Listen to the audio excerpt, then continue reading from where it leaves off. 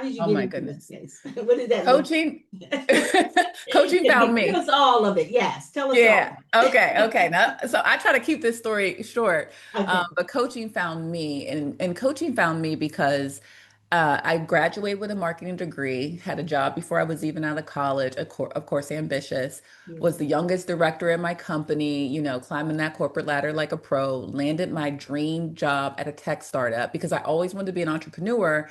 But I wasn't ready for the risk. I needed certainty. So I thought, okay, God, I'll negotiate best of both worlds. I'll work at a tech startup. I'll get the entrepreneurial spirit, but I get Mhm. that steady paycheck. And I Yeah. knew, God knew. He was like, okay, let's You see how that go. work out. Right. Right. And I had my side hustle. I was doing marketing for people on Yeah. the side and things.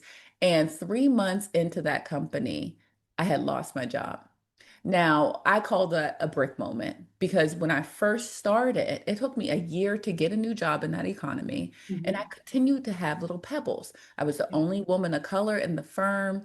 And there were little things that just kept happening that said, this doesn't feel right. This doesn't feel right. And I ignored it because it took me a year to get that job. I wasn't going to leave. They was going to have to push me out. And they did. Right, right.